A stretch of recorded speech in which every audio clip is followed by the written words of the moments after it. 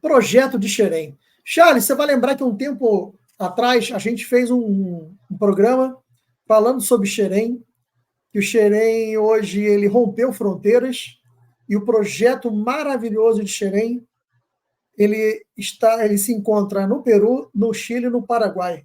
Inclusive o projeto Xerém ele não está lá apenas para criar jogador, né? A pessoa vai lá para poder estudar escolaridade comum, treinar, ser um jogador e sair de lá um grande cidadão. Geralmente pessoas com risco social. E eu fico muito feliz e um orgulho enorme saber que o clube que eu amo resolveu compartilhar essa particularidade que é o Projeto Xerém com países da América Latina também que têm seus riscos sociais. Não é, Charlene? Verdade, Carneiro. É muito bom você ver que o Fluminense tem essa preocupação social, não só em formar jogadores, mas também em formar cidadãos, pessoas de bem, pessoas com uma boa conduta, né? É muito bom a gente ver que estamos expandindo o projeto. E esse projeto aí vai alcançar novos jogadores, vai agregar novos valores a Xerém, e é um projeto belíssimo que tende a ser copiado por vários clubes aí do Brasil, já vem sendo copiado, né? Verdade. Por alguns clubes, e acredito eu que com cada vez mais sucesso. Vocês podem notar no mapa que está em vermelho o Paraguai, e não é à toa. A nossa delegação foi mais cedo para o jogo no Paraguai, exatamente para poder visitar a escola Xerém, vamos chamar assim, do Paraguai. Essa escola ela fica em Luque, tá? E se chama Guerreirinhos, escola de futebol oficial. O time chegou mais cedo para poder fazer visita. Você vai ver nas fotos aí, você encontra facilmente o Marcelo, o Manuel, o Cano, todo mundo está aí, o Ganso. E cerca de 100 alunos da escola oficial do Flu no Paraguai acompanham de perto o treino do campeão da América nessa quarta-feira. Aí tem mais algumas fotos e um golaço, né, Charles? Sim, sim. A simples presença do time principal campeão das Américas já é um fator altamente motivador para esses jovens. Esses jogadores que estão aqui, que foram, né, presencialmente lá, eles estão aonde esses meninos querem alcançar, onde querem chegar. Ou seja, são os seus ídolos. Então, a simples presença deles já motiva os meninos, já faz com que eles cada vez mais queiram continuar no projeto, pagar o preço. Qual é o preço? Uma boa conduta na escola, boas notas, para que continue no projeto e, quem sabe, chegar aonde esses jogadores aí, campeões estão, campeões na vida, campeões no esporte, campeões financeiramente, porque não se trata somente deles e também de suas famílias. Quando eles vencem na vida, eles levam consigo todos os seus familiares para o sucesso.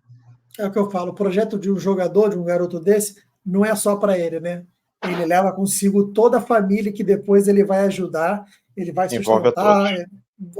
E que é legal, o Fluminense vai para lá e ele vai para treinar. Então ele faz todo o treinamento preparatório para o jogo dentro do centro de treinamento da escolinha. Isso é muito bacana. Então os alunos acabam assistindo ao treino, depois conversando de perto com o jogador, tirando foto, né, participando do dia a dia com os jogadores. Realmente é um golaço. E aqui, para quem não conhece ainda, mas acho que todo mundo conhece, é o nosso projeto de Xerém. Alguns desses jogadores já vão para Xerém para poder trabalhar. Só para lembrar, parte vai jogar, destacando, né? Eles vão jogar nos times locais, nos principais times. Parte vem para treinar em Xerém e parte ainda pode ganhar bolsa para estudar nos Estados Unidos. Inclusive, do projeto do Peru, já existem 8 jogadores treinando em Xerém. E aí, para falar de Xerém, e é para isso que está a Juliana aqui junto com a gente, porque ela vai trazer a experiência dela. Ju, fica à vontade, a gente quer te ouvir, você foi nos nossos olhos lá, entender como funciona o quão importante que ele é para qualquer jovem, e no caso particular, para o jovem atleta, que sai da linha da pobreza, de risco social, e podendo ter, em pouco tempo, um estrelato. Com você, Ju, fica à vontade. Obrigada.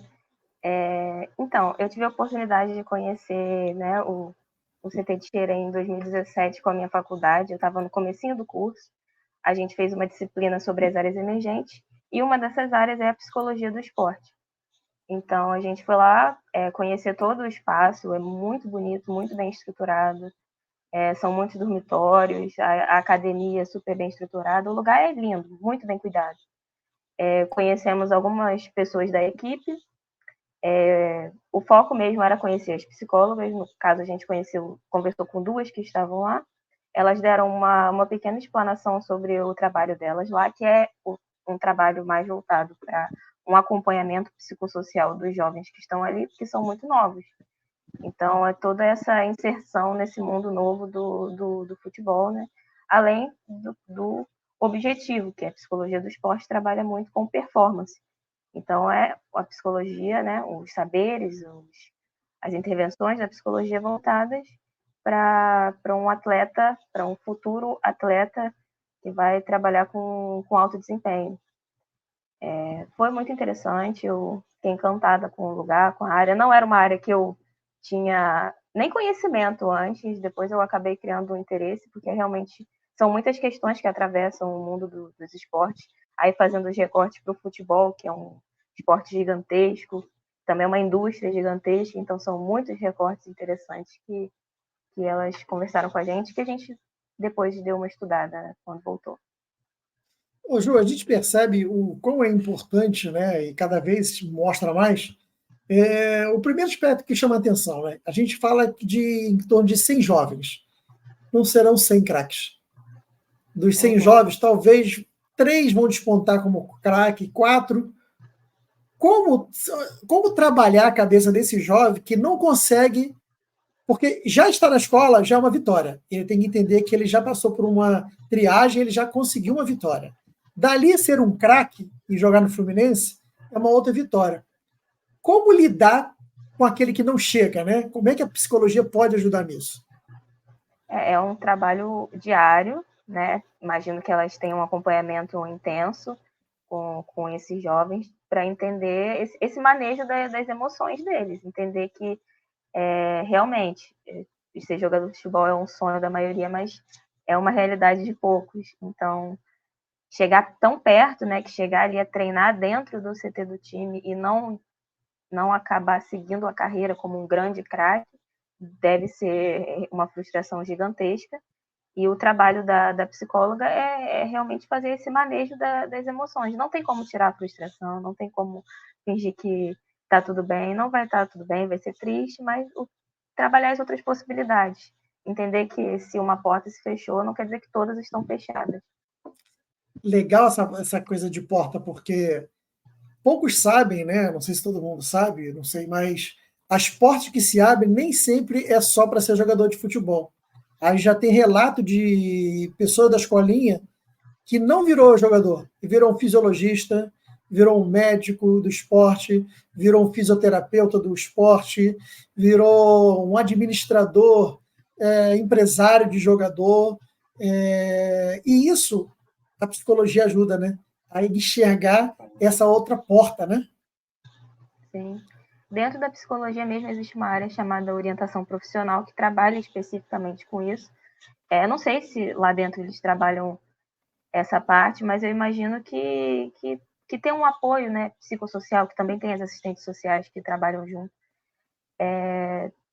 Ajude a achar novos caminhos, a ter essa clareza de entender que, né, a vida acontece, né? As coisas acontecem, os caminhos vão mudando e entender as possibilidades que podem ter ali. E o esporte, ele tem um potencial muito grande, tem muitas áreas, tem muitas possibilidades. Então, se o desejo de todos aqueles jovens ali fosse seguir no esporte, talvez achem outras possibilidades ali dentro também. Bacana. O simples convívio, né, Juliana e Carneiro? Só em o fato de você estar ali presente naquele ambiente, convivendo com vários profissionais, de repente desperta no menino a sua verdadeira vocação. Ele se descobre ali, poxa vida, é isso que eu quero ser. Eu acho que eu vou ficar melhor atuando como um preparador, como um fisiologista, do que como jogador propriamente dito. Então, o simples convívio nesse excelente ambiente, essa relação de trabalho dos profissionais com os meninos, pode despertar no menino um encantamento pela profissão. Sim. Ou seja, o próprio Petrone pode depois tirar uns estagiários dali, né, Charles? Claro que sim. Juliana, ano passado a gente fomos campeões da Libertadores, né? Um título almejado por muito tempo, e um dos grandes destaques de toda a temporada, né, e do título foi o John Arias, né? E no meio daquela comemoração toda, dentro do gramado, né, movido pela emoção, ele teve um foco que chamou bastante a atenção, né? O foco dele foi se direcionar direto para a psicóloga e chorando, desejar a ela que, se não fosse ela, aquilo não tinha ocorrido, porque ele tinha perdido a avó, que era considerada praticamente a mãe que criou ele, e ele chegou a pensar em abandonar o futebol para poder ficar perto da família. E aí ela conseguiu convencer ele a manter o prumo, né? E ele é grato a ela. Você, como psicóloga, né? Como é que você enxergou isso? Você vê que isso é uma ajuda para essa carreira ela ser reconhecida, não só com as pessoas, né? Mas também, principalmente, no esporte, onde tem tanto preconceito com psicologia? Eu achei incrível quando eu vi isso. Na verdade, foi meu pai que me mandou a notícia, eu não estava acompanhando tanto. E é muito bom ver isso acontecendo, porque a psicologia ela é uma ciência relativamente nova, como profissão principalmente, e esse recorte da psicologia do esporte, ela é tida como uma área emergente ainda.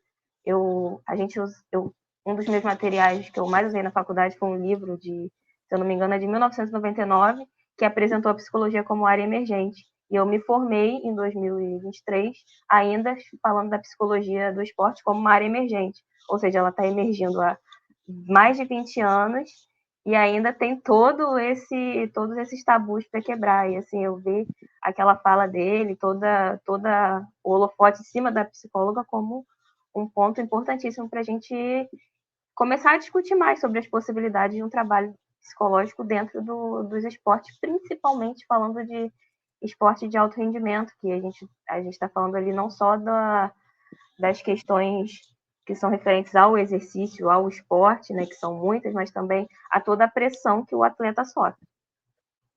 E a gente está aqui falando de futebol, mas não é só futebol, né, Ju? Eu acho que toda a área de esporte, que é onde você é muito cobrado, né? E você tem um funil muito apertado, ou seja, são muitos para um galgar. Então, esse lado de psicólogo, ele serve para o vôlei, ele serve para natação, para atletismo, para o surf. Por que não para o surf? Né? Eu acho que tem um espaço enorme aí para a carreira de psicologia ela se desenvolver dentro dessa área de esporte, né? E me parece que não tem muita gente, né? Ainda, né, em cima disso. Não muito, porque, como eu disse, ainda é considerado uma área emergente, ainda não é uma área dessas grandes áreas da psicologia, mas tem ganhado muito espaço. Nas últimas Olimpíadas, o Brasil teve bastante trabalho de psicólogas com as equipes. E a gente fala de psicologia do esporte, do exercício, não só para atletas de alto rendimento, não só para quem ganha a vida como atleta, mas para atletas amadores também, que têm esse esporte como uma paixão, querem melhorar o desempenho. E também existe uma área que trabalha com a reabilitação. Pessoas que estão usando o esporte como reabilitação, tem esse recorte dentro da psicologia do esporte. Então, assim, tem ganhos para todas as pessoas que, de alguma forma, são relacionadas ao esporte. Interessante que você falou do esporte amador, né? O famoso atleta de final de semana, né? E aí ele quer se cobrar que ele tem um desempenho de um profissional que treina todo dia, e aí ele não lida bem com as suas frustrações e acaba tendo um infarto, porque... Interessante, viu?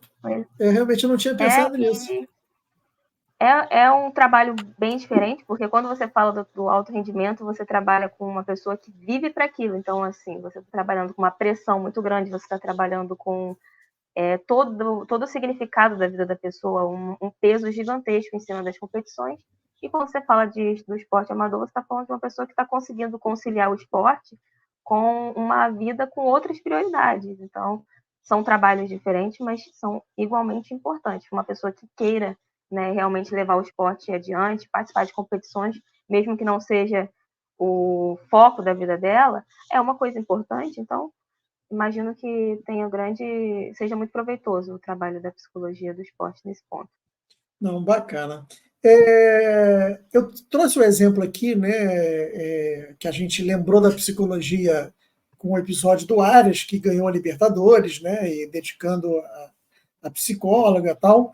Só que nesse período... Carneiro, me permite só fazer um comentário aqui com relação ao John Arias, que quando eu passei para a Juliana essa situação do John Arias abraçando, foi realmente um efusivo e muito emocionado abraço que ele deu na psicóloga, e ele externou toda a sua gratidão e falou da importância da psicóloga nesse título e na sua permanência no futebol. Então isso me deixou muito assim emocionado por eu ter uma filha psicóloga, e eu levei imediatamente para ela, porque foi uma coisa que emocionou não só a mim, mas a todos, pelo menos a muitos. Os verdadeiros tricolores viram aquilo ali, porque ele teve realmente na iminência de abandonar o esporte. E a importância da psicóloga na vida dele e em sua decisão de continuar atuando. Eu acho que foi um golaço realmente para a carreira, sabe? Eu acho que melhor reconhecimento para a área ano passado a gente não teve. Esse foi o grande reconhecimento. Concordo com você. E nesse momento a gente está de novo se vendo numa situação onde, mais uma vez, a gente precisa de uma carga de psicologia muito grande. E não tem como deixar de citar o dissabor, né, de 4 jovens de Xerém que já estão dentro integrados ao profissional, né? E que 4 grandes promessas. E que teve um deslize, né, e condutas não adequadas dentro de um ambiente de trabalho, né? Que a concentração é um ambiente de trabalho, né? E a gente entende o quão difícil deve ser, porque a gente está falando de um jovem, né, que tem todo o ímpeto que um jovem tem, só que um jovem ganhando muito dinheiro. Até onde ele consegue se controlar, até onde ele vai escorregar, né? E aquela coisa do jovem que é inconsequente, né? Uma coisa é ele fazer algo que ninguém está vendo, a audácia, né? Outra coisa é o tamanho da audácia fazer dentro do hotel onde estavam hospedados e que o Diniz mora. Ou seja, a audácia foi algo assim, né? Como é que a psicologia ela pode lidar com isso? Remediando, tentando antever. Podia contar um pouco para a gente?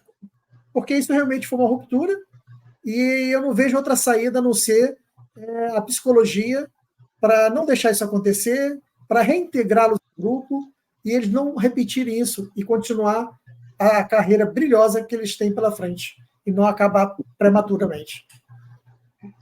Como a gente estava conversando antes de começar, né, a gravação, um trabalho muito interessante da psicologia é a prevenção, porque remediar nunca é a melhor escolha. Geralmente dá mais trabalho, e geralmente quando a gente fala de psicologia, a gente trabalha sempre com uma ideia de redução de dano. Então, o dano foi feito, não tem o que fazer, o erro foi cometido, então a gente vai trabalhar em cima de reduzir, né, as consequências desse erro.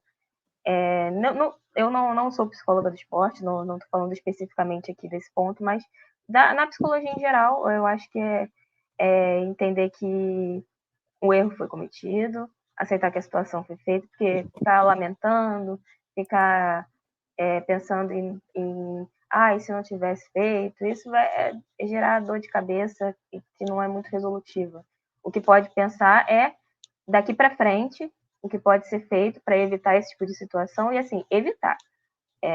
Pode ser que aconteça novamente, porque, como você mesmo falou, são jovens. Assim, no padrão, né, na nossa realidade, esses jovens estariam sendo jovens aprendizes, estagiários, ganhando R$500, R$600, eles estão com milhares nas mãos ali. Então, assim, é uma situação que é até previsível. Num país como o nosso, o dinheiro é poder. E assim, eles estão com muito poder na mão e não sabem como lidar com esse poder. São dezenas de milhares de reais, Ju. Às vezes ultrapassa centenas. Sim, é uma quantidade de dinheiro absurda, até abstrata. Eu acho que eles não conseguem nem mensurar o dinheiro que eles têm. E geralmente na mão, né? Muitas das vezes na mão de pessoas que não tinham nem o mínimo. Então, do nada, você sai de uma situação de pouco para uma situação de uma abundância desproporcional. Uma abundância que uma minoria no mundo tem acesso. Então, eu imagino que seja muito fácil de perder a linha para qualquer um. Ainda mais para um jovem, um adolescente. Então, é realmente muito complicado. Ju, tem solução, né? Tem que chegar, tem que abraçar, corrigir o gap, né? Tem solução, não tem? Na minha opinião, eu acho que assim, o erro já foi cometido, a punição está aí, né? A punição não só do afastamento, mas a punição da mídia, a punição dos torcedores, que está todo mundo revoltado. Então, eles estão sendo muito punidos, eu imagino. Eu acho que é para aproveitar esse momento e trabalhar com uma educação além da punição. Porque só punição não gera resultado. Você punir uma pessoa, você vai punindo, você vai deixando a pessoa com raiva, você vai deixando a pessoa com um monte de coisa. Mas o objetivo real é que eles entendam o erro, entendam as proporções do erro, entendam as consequências do erro e entendam como trabalhar com todo esse dinheiro, como trabalhar com todas as vontades, como manejar todos os desejos, os luxos, de uma forma com que não prejudique a fonte desse dinheiro, porque o que eles estão fazendo, você percebe que é uma inocência muito grande, é uma falta de juízo, ultrapassa a questão da maldade, porque se fosse só maldade, eles não fariam desse jeito. Infantilidade mesmo, né? É inconsequência da idade. O que acontece, Juliana, soma-se a isso, né, na lista de danos que você listou, soma-se a isso também o dano profissional, porque eles conseguiram uma mácula em seus currículos, e isso está sendo noticiado no mundo todo. Então, isso tem sim um dano, tá, para suas carreiras. Se eles não enxergarem isso, os seus representantes com certeza enxergarão e passarão para ele. Olha, o que você fez está tendo consequências, está tendo danos, tem uma mancha no seu currículo. Qualquer clube que vá te contratar sabe que você tem esse histórico. Então, realmente é uma coisa para se refletir e que eles aprendam, né? Acho que esse é o grande objetivo, que eles aprendam com os erros e não repitam. E outra coisa, assim como Marcelo foi exemplo para o André, para o Gerson, assim como o André foi exemplo para o próprio John Kennedy, o Alexander, o John Kennedy e o Alexander são exemplos para os jovens pequenos de Xerém. Verdade. Então, isso tudo, esse resultado, a forma que está sendo lidada, serve também para aqueles jovens que ainda estão começando a formação. Muito bem colocado, Carneiro. Eles são um exemplo, eles são um norte, né? Eu Sim. quero chegar onde esses meninos que eram tão iguais a mim, moleque de Xerém como eu, chegaram. John Kennedy, campeão da Libertadores, o Alexander, campeão sul-americano pela seleção brasileira. Quer dizer, eles são o norte desses jovens. Então, eles têm essa responsabilidade. Talvez não tenham se sentido, né? Talvez não tenham essa percepção, mas eles são sim. Quando esses atletas chegam nesse nível, a imagem que me dá é de uma pessoa que do nada agora ela tem milhares de olhares em cima dela, tem milhares de reais na conta, tem milhares de possibilidades. Manejar tudo isso deve ser muito difícil, não só para eles, mas para a equipe que está com eles também. Trabalhar isso com eles deve ser complicado. Acredito que sim. E o projeto de Xerém realmente é um projeto vencedor, né? Está aí as fotos das instalações maravilhosas, está aí a mulher, como diz o Espino, a nossa fornalha, né? Cheio de projetinhos novos aí para poder despontar no mercado. E é realmente você esteve lá, você viu de perto, é um projeto belíssimo, né, Ju? Sim, uma estrutura maravilhosa.